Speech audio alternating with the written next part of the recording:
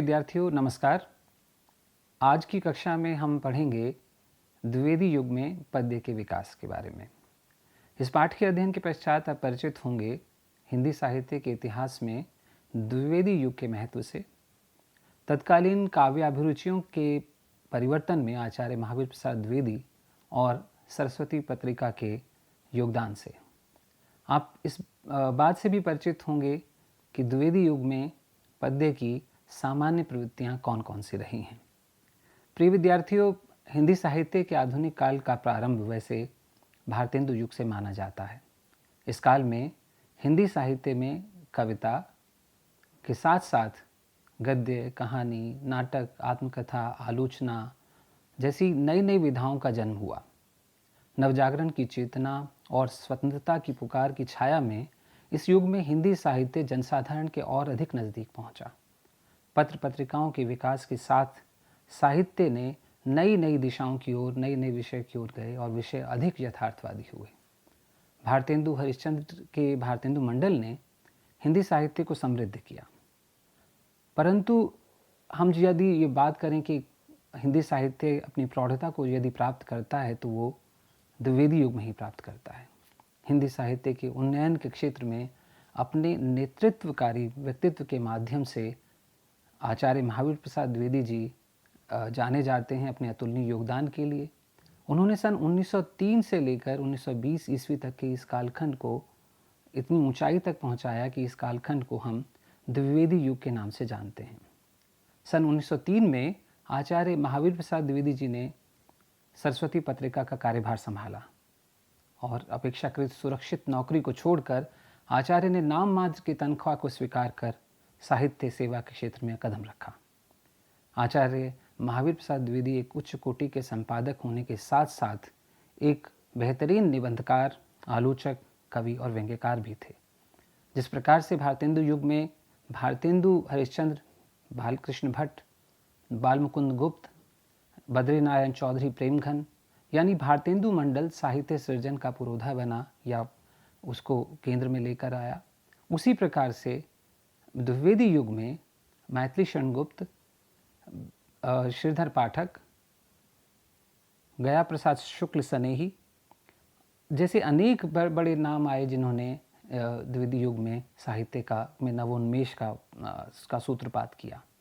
Doctor Ramswaroop Chaturvedi ने हिंदी साहित्य और संवेदना का विकास में दोनों युगों के अंतर को स्पष्ट करते हुए लिखा है, भारतेंदु मंडल आत्मीयता के भाव पर बना था और द्विवेदी युग अनुशासन के।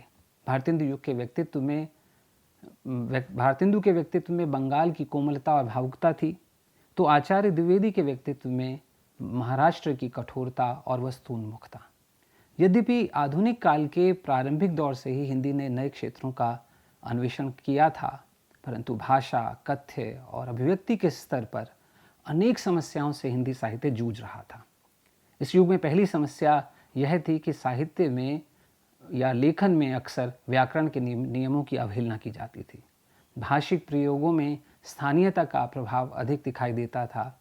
कविता में या अन्य विषयों में अनावश्यक रूप से उर्दू और अंग्रेजी के शब्द आने लग जाते थे। यही नहीं, मनमाने ढंग से निर्मित शब्द भी साहित्य में थे, लेखन में चले आते थे और साथ ही साथ अनुवाद की भाषा का एक नकलीपन भी हिंदी भाषा के प्राकृतिक प्रवाह को जैसे अवरुद्ध कर रहा था। दूसरी समस्या यह थी कि हिंदी का अपना निजी शब्द भंडार भी बहुत कम था। इससे बचने के लिए हिंदी के रचनाकार संस्कृत की ओर झुके, तो उसका दुष्परिणाम यह निकला कि हिंदी में अत्यधिक रूप से संस्कृत के शब्द आने लगे और हिंदी की अपनी जो लय या सहजता थी वह भारी भरकम संस्कृत शब्दों के नीचे दबने लगी। तीसरी बड़ी समस्या यह थी कि हिंदी खड़ी बोली को अभी भी काव्य की भाषा या नहीं माना जा रहा था। यानी गद्य में खड़ी बोली को स्वीकार करने की तो ज़रूरत महसूस कर रहे थे, लेकिन पद्य में खड़ी बोली के स्थान पर ब्रज भाषा को ही महत्व दिया जा रहा था। इसलिए कविता की भाषा और गद्य की भाषा में अंतर उस समय में दिखाई दे रहा था। चौथी समस्या यह थी कि हिंदी के साहित्यकार अभी भी समस्या पूर्ति जैसी रीतिकालीन काव्य रचना की पद्धति का मोह नहीं छोड़ पा रहे थे। पांचवी समस्या अगर देखें तो यह थी कि काव्य के विषयों पर अभी भी भक्ति और रीतिकाल के और श्रृंगार की जो पुरानी जो पद्धति थी उसकी गहरी छाप मौजूद थी। तो कुल मिलाकर भाषा, कथ्य और अभिव्यक्ति के स्तर पर हिंदी साहित्य में विस्तार और नवोन्मेष जैसे अभी लग रहा था कि अभी बाकी है। ऐसे ही चुनौतीपूर्ण समय में आचार्य महावीर प्रसाद द्विवेदी जी का आगमन हिंदी साहित्य के पटल पर होता है और साहित्य के क्षेत्र में एक नए युग का सूत्रपात होता है।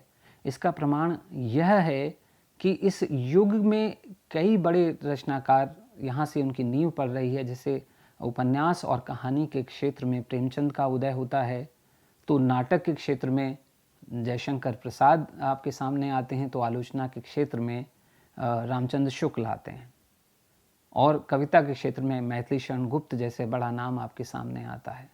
तो कहना ना होगा कि द्विवेदी युग में एक ऐसी स्थिति बन रही थी कि बड़े बड़े रचनाकार की नींव उस समय पड़ रही थी और वे आगे बढ़ रहे थे और हिंदी साहित्य को ये निरंतर समृद्ध करते हैं। आचार्य महावीर प्रसाद द्विवेदी सरस्वती पत्रिका के माध्यम से अपने युग के प्रचलित काव्य मुहावरे को बदल रहे थे। जो चला आ रहा था उसको बदलने की कोशिश आचार्य महावीर प्रसाद द्विवेदी जी के पूरे रचना कर्म में, उनके संपादन कर्म में दिखाई देती है। भाषा की मानकता के क्षेत्र में किए गए उनके कार्य को रेखांकित करते हुए आचार्य रामचंद्र शुक्ल ने हिंदी साहित्य का इतिहास, जो कि हिंदी शब्द सागर की भूमिका के रूप में लिखा गया था, वहाँ लिखा है कि व्याकरण की शुद्धता और भाषा की सफाई के प्रवर्तक द्विवेदी जी ही थे। सरस्वती पत्रिका के संपादक के रूप में उन्होंने आई हुई पुस्तकों के भीतर व्याकरण और भाषा की अशुद्धियां दिखाकर लेखकों को, रचनाकारों को बहुत कुछ सावधान कर दिया। यद्यपि बहुत कुछ हठी और अनाड़ी लेखक अपनी रचनाओं को अपनी गलतियों का समर्थन तरह तरह से करते हुए, अपनी भूलों और गलतियों का समर्थन तरह तरह से करते रहे, पर अधिकांश लेखकों ने उससे लाभ उठाया और लिखते समय व्याकरण आदि पर ध्यान देने लगे। आचार्य महावीर प्रसाद द्विवेदी ने अपने दो निबंधों को पढ़ा जाना ज़रूरी है। एक निबंध है कवि और कविता और दूसरा निबंध है कवि बनने के सापेक्ष साधन। इसमें एक तरफ इन्होंने दो निबंध हैं और एक और निबंध है कवियों की उर्मिला विषयक उदासीनता। इन निबंधों में आचार्य महावीर प्रसाद द्विवेदी ने कवि के उद्देश्य को स्पष्ट किया है। उन्होंने अपने समय में प्राचीन कथाओं को नई दृष्टि से देखने के लिए, सृजित करने के लिए अपने समय के कवियों को प्रेरित किया, जिसका प्रतिफलन होता है मैथिली शरण गुप्त के काव्य साकेत में। द्विवेदी जी ने लिखा है, कवि कर्तव्य में लिखा कि चींटी से लेकर हाथी पर्यंत पशु, भिक्षु से लेकर राजा पर्यंत मनुष्य, बिंदु से लेकर समुद्र पर्यंत जल, अनंत आकाश, अनंत पृथ्वी, अनंत पर्वत, सभी पर कविता हो सकती है। सन 1908 में आचार्य महावीर प्रसाद द्विवेदी जी ने संपत्ति शास्त्र नाम की पुस्तक लिखी, जिसमें देश की आर्थिक सामाजिक स्थिति पर चिंतन उन्होंने किया।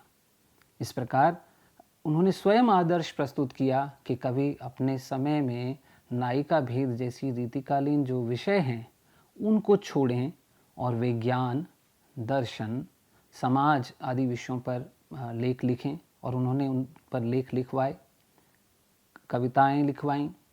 देश की पराधीनता, किसानों और मजदूरों की विपन्नता, विधवाओं की दुर्दशा, शोषितों पर होने वाले अत्याचार, महाजन और ज़मींदार के और साथ साथ पुलिस के द्वारा होने वाले अत्याचारों पर कविता लिखने के लिए उन्होंने कवियों को प्रेरित किया।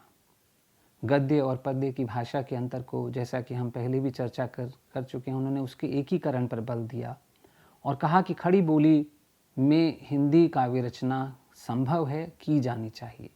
उनकी प्रेरणा और प्रयासों से हिंदी को मैथिली शरण गुप्त, गोपाल शरण सिंह, गया प्रसाद शुक्ल सनेही, लोचन प्रसाद पांडे जैसे कवि मिले।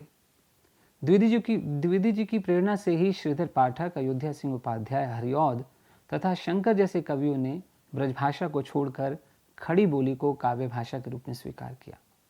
श्रीधर पाठक ने तो स्वयं को स्वच्छंद घोषित कर दिया था। उनका कहना था, लिखो न करो लेखनी बंद, श्रीधर सम सब कवि स्वच्छंद। द्वितीय युग में कवियों ने प्राचीन रूढ़ियों का विरोध किया, कविता के विषय बदले। उन्होंने प्रकृति, राष्ट्र प्रेम, जीवन और समाज के व्यापक दृष्टिकोण को स्वीकार किया। भाषा, छंद, अलंकार आदि रीतिकाल में क्षेत्र की रीतिकालीन जड़ता को अस्वीकार कर दिया। आज अब हम बात करेंगे उन कुछ मुख्य प्रवृत्तियों की ओर जो इस समय के काव्य में दिखाई देती हैं, पद्य में दिखाई देती हैं।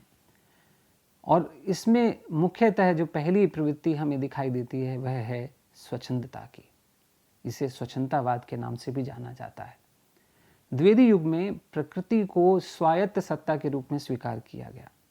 इसलिए इस युग में वन का महत्व, प्रेम की स्वच्छंद अभिव्यक्ति, कथा गीतों का प्रयोग तथा प्रकृति का सुंदर चित्रण दिखाई देता है।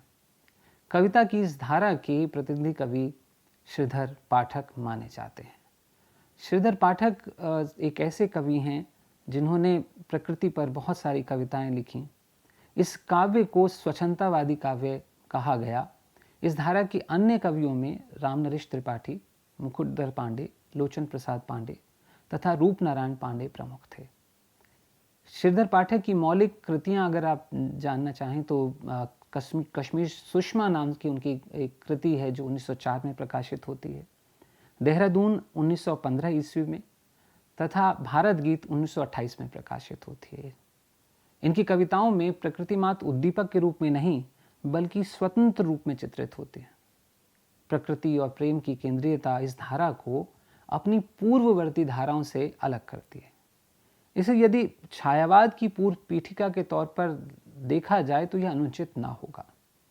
प्रकृति चित्रण रीतिकालीन प्रकृति चित्रण से बिल्कुल अलग था, जहां पर प्रकृति मात्र उद्दीपक रूप में आती थी।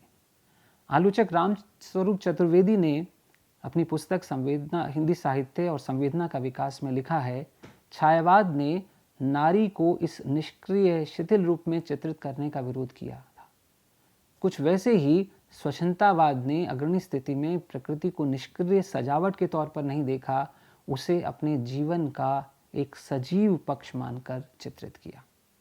इस धारा के शीर्ष कवि श्रीधर पाठक की एक कविता बहुत चर्चित हुई, जगत सच्चाई सार नाम की एक से ली गई है, जिसमें उन्होंने कहा था कि जगत है सच्चा, तनक न कच्चा, समझो बच्चा उसका भेद। यह पंक्ति एक प्रकार से जगत के आध्यात्मिक वर्णन का खंडन है, जहां जगत को मिथ्या बतलाया जाता है। आचार्य रामचंद्र शुक्ल ने हिंदी साहित्य का इतिहास में उनकी एक प्रकृति केंद्रित कविता उद्धृत की है जो बहुत चर्चित रही।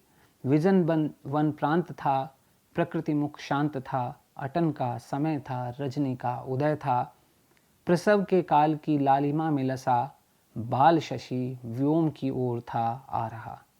इस धारा के दूसरे प्रमुख कवि हैं रामनरेश त्रिपाठी। इनके 3 काव्य बहुत प्रसिद्ध हुए, जिसमें पहला मिलन जो 1917 में प्रकाशित हुआ, पथिक 1920 में, मानसी 1927 में और स्वप्न 1929 में प्रकाशित हुआ। इसमें पहले 3 जो है वो खंड काव्य हैं और मानसी इनकी फुटकर कविताओं का संग्रह है, जिनका मूल स्वर है देश प्रेम, प्रकृति और नीति निरूपण।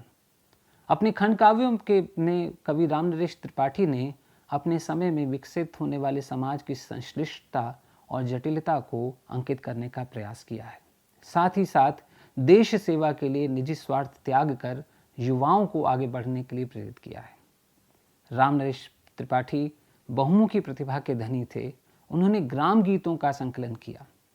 कविता कौमुदी नामक एक ऐसी पुस्तक लिखी जिसमें हिंदी, बांग्ला और उर्दू की विभिन्न काव्य धाराओं की विवेचना उन्होंने की। महामना पंडित मदन मोहन मालवीय की जीवनी भी उन्होंने लिखी। उनकी एक कविता है जिसमें वो कहते हैं, मंजिल बहुत बड़ी है पर शाम ढल रही है, सरिता मुसीबतों की आग उबल रही है, हम होम कर देंगे हंसते हुए जलेंगे, पीछे नहीं टलेंगे आगे बढ़े चलेंगे। अयोध्या सिंह उपाध्याय हरिऔध द्विवेदी युग के एक और महत्वपूर्ण कवि माने जाते हैं जो स्वच्छंदतावाद से बाहर थे, पर उनकी कुछ कविताएं बहुत सुंदर प्रकृति की हैं। हरिऔध की कविताओं में प्राचीन संस्कृति का गौरवगान दिखाई देता है। देश निर्माण में युवाओं की महती भूमिका को वो लाना चाहते थे। जीवन जगत को समझने की गहरी दृष्टि उनमें दिखाई देती है। हरिऔध न केवल कवि थे बल्कि वे एक स्वयं आलोचक और इतिहासकार भी माने जाते हैं। उनके द्वारा 1914 में रचा गया प्रिय प्रवास खड़ी बोली हिंदी का पहला महाकाव्य माना जाता है। इस काव्य में कृष्ण की कथा कही गई, परंतु यहाँ कृष्ण अलौकिक देवता नहीं अपितु वे लोक रक्षक के रूप में नजर आते हैं। इस काव्य की राधिका रीतिकालीन नायिकाओं की तरह कृष्ण विरह में निष्क्रिय नहीं बैठी रहती, बल्कि वह दीन दुखियों की सेवा में अपना जीवन व्यतीत करती है। दूसरी एक विशेषता या प्रवृत्ति इस काल में दिखाई देती है जो इसकी कविताओं में है, वह है देशभक्ति की, राष्ट्रभक्ति की।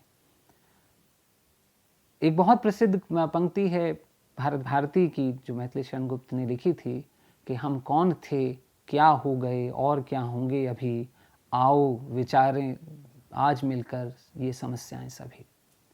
और ये उस समय की राजनीतिक चेतना का भी परिचायक है, दिखाई देता है इसमें परिचय।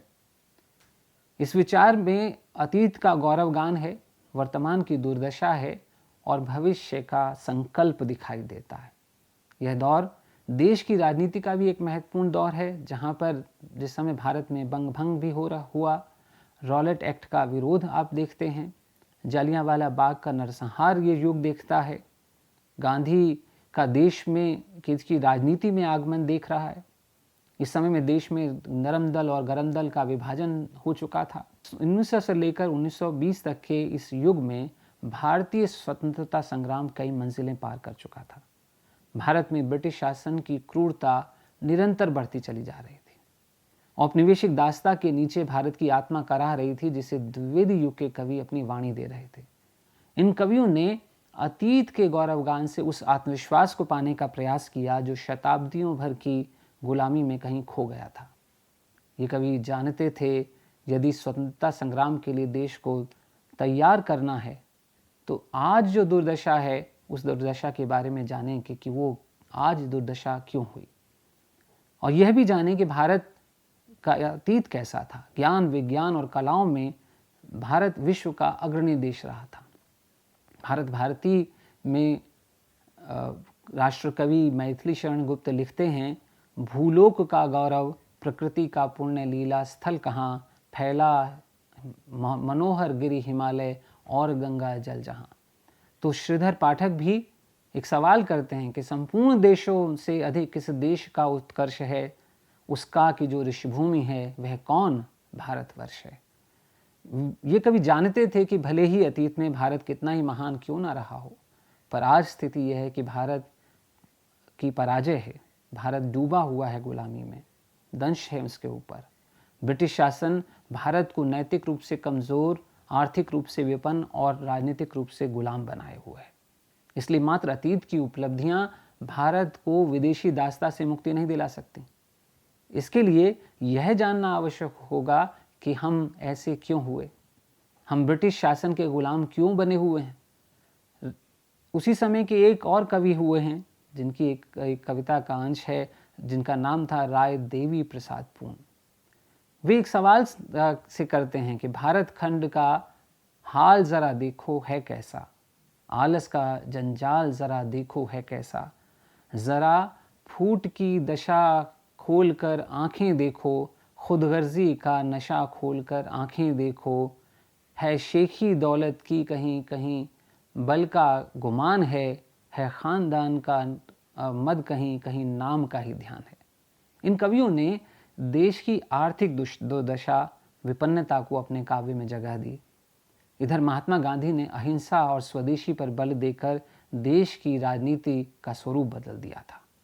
अहिंसा का अस्त्र लेकर देश के स्वतंत्रता सेनानी आज़ादी के सपने को साकार करने की कोशिश कर रहे थे और देश के युवा उसमें शामिल हो रहे थे।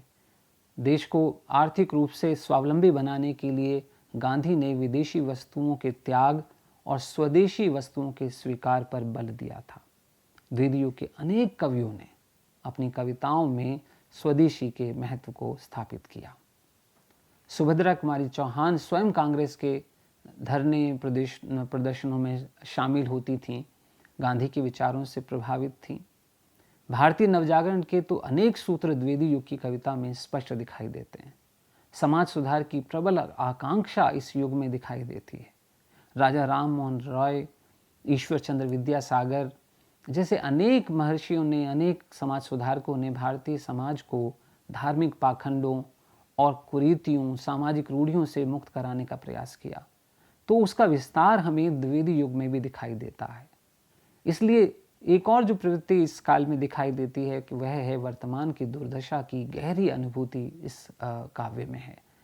ब्रिटिश शासन की दुर्दशा की तीव्र अनुभूति जब होती है तो कवि अपने देश और समाज के बारे में नए सिरे से सोचने को मजबूर होता है।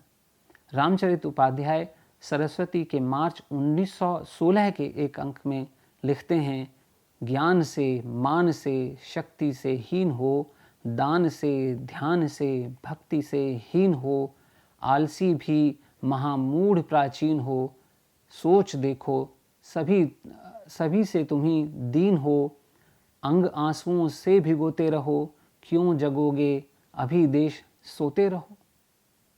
एक ये वो समय भी है जिस समय में न सिर्फ युग परिवर्तन हो रहा था, बल्कि खड़ी बोली को काव्य भाषा के रूप में स्वीकार किया जा रहा था, उसकी प्रतिष्ठा बढ़ रही थी।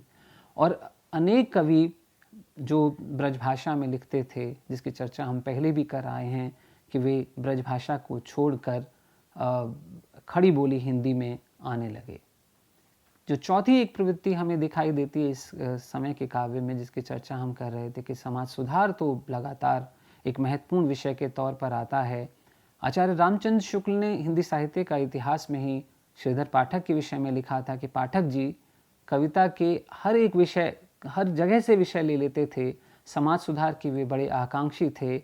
इससे विधवा की वेदना, शिक्षा प्रसार, ऐसे ऐसे विषय भी उनकी कलम के नीचे आया करते थे।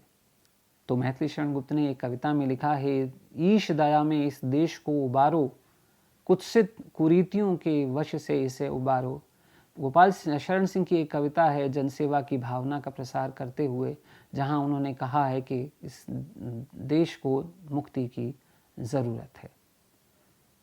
पांचवी एक बिंदु हमें दिखाई देता है, वह है सामाजिक कुरीतियों का विरोध और समाज के शोषित वर्ग के प्रति सहानुभूति। द्विवेदी युग के कवि अपने समाज को खुली आंखों से देख रहे थे। समाज की हीन दशा, उसमें भी समाज के वंचित वर्ग के प्रति गहरी सहानुभूति इस युग में दिखाई देती है। महावीर प्रसाद द्विवेदी की सरस्वती पत्रिका में अछूत की हाय हीरा डोम की कविता को प्रकाशित किया था, जिसमें वो कहते हैं कि हमनी के रात दिन दुखवा भोगत बानी, हमनी के साहिब से मिले सुनाई भी, हमनी के दुख भगवानों ना देखत आई, हमनी के कबले कलेसवा उठाए भी। तो पूरी की पूरी कविता को अगर आप देखें तो इस कविता में एक अछूत अपने जीवन के दुखों के बारे में बता रहा है। इस समय में कविता के विषय जो बनते हैं वे बिल्कुल नए विषय थे, जैसे अछूत, किसान, मजदूर, अशिक्षित नारियां, विधवा पुनर्विवाह। स्वयं द्विवेदी जी ने किसानों की बर्बादी नामक एक पुस्तक में इसका जिक्र किया कि किसानों की बर्बादी कितनी हो रही है, और साथ ही साथ आप जो वंचित वर्ग है उसकी अनेक अभिव्यक्तियां इस समय के काव्य में दिखाई देती हैं। द्विवेदी युग के काव्य में रीतिकालीन श्रृंगारिकता का भी गहरा विरोध दिखाई देता है। जैसा कि हम पहले भी कह आए हैं कि आचार्य महावीर प्रसाद द्विवेदी जी प्राचीन जो रीतिकालीन रूढ़िवादी काव्य संस्कार थे उससे अपने समय के कवियों को भी मुक्त कराना चाहते थे, और यह भी चाहते थे कि अश्लील श्रृंगारिकता और दरबारी मानसिकता के उदाहरण जैसे नक्शे वर्णन इत्यादि में दिखाई देते हैं वो इस युग में ना आए। परंतु इस युग में भी अनेक ऐसी प्रवृत्तियां चल रही थीं, अश्लील श्रृंगारिकता को लेकर चल रही थीं। रामचरित उपाध्याय ने अपनी एक कविता में लिखा है कि रति के पति तू प्रेतों से बढ़कर है संदेह नहीं, जिसके सर तू चढ़ता है उसको रुचता गेह नहीं, मरघट उसको चंदन वन है, सुखद अंधेरी रात उसे कुश कंटक है, फूल से जिसे उत्सव है बरसात उसे। इसी युग में एक नई स्त्री चेतना का उदय भी दिखाई देता है। हमने चर्चा की थी कि उर्मिला विषयक उदासीनता नामक लेख आचार्य द्विवेदी ने लिखा था, जिसमें उन्हें बताया था कि कवियों ने उर्मिला जैसे महान व्यक्तित्वों को एक तरीके से उनकी उपेक्षा की है। तो वे चाहते थे कि महापुरुषों के साथ साथ उन महान नारियों के योगदान पर भी लिखा जाए जिन्हें इतिहास याद नहीं रखता। इसलिए आप देखते हैं कि यशोधरा जैसा काव्य आता है जो बुद्ध की पत्नी हैं, साकेत आता है, और प्रवास जैसी रचना आती है जहाँ पर राधा एक समाज सेविका के रूप में आपको दिखाई देती है। और इसी तरह से नारी को समाज में सम्माननीय स्थान दिलाने की पक्षधरता भी इस युग में दिखाई देती है। श्रीधर पाठक ने लिखा है कि आर्य जगत में पुनः जनन निज जीवन ज्योति जगाओ। जो एक और जो प्रवृत्ति इसमें मिलती है वह है नीति और उपदेश की, और अनेक बार इस पर आक्षेप भी लगे कि नैतिकता पर बहुत अधिक बल और उपदेश पर बहुत अधिक बल इस युग की कविता में दिखाई देता है। मैथिली शरण गुप्त तो कहते थे कि केवल मनोरंजन न कवि का कर्म होना चाहिए, उसमें उचित उपदेश का भी मर्म होना चाहिए। तो इस युग में काव्य की परिभाषाओं में ये शामिल हो गया कि जीवन और समाज में अगर यदि कविता या काव्य कोई बड़ा आदर्श स्थापित नहीं कर रहा है, यदि वो कोई दिशा नहीं दिखा रहा है, तो वो काव्य बहुत महत्वपूर्ण नहीं होगा। तो इस युग के बहुत तमाम बड़े कवियों ने अपनी कविताओं में, अपने महाकाव्यों में, अपने खंड काव्यों में बहुत नीति की बातें सामने रखी हैं। और जैसे रामचरित उपाध्याय एक जगह लिखते हैं कि सबसे नीति शास्त्र कहता दुष्ट संग दुख का दाता है, जिस पैर में पानी रहता है वही खूब औटा जाता है। तो आप खुद जान रहे हैं, इस कविता को अगर आप सुनेंगे तो एक दुष्ट के संग से मुक्ति पाने की बात इसमें की गई है।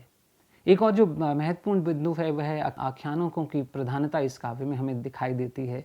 बहुत बड़े प्रबंध काव्य जिसमें भारत भारती आता है, जयद्रथ वध आता है, प्रेम पथिक है, प्रिय प्रवास है, साकेत है, तो बहुत सारे काव्य इसमें यहाँ पर दिखाई देते हैं।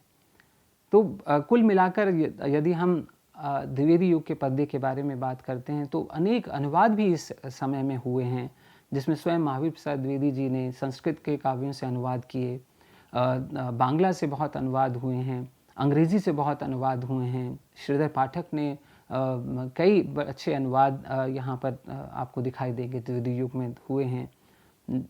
और तमाम ऐसे विषय जो कविता के विषय नहीं थे वो इस युग में आते हैं।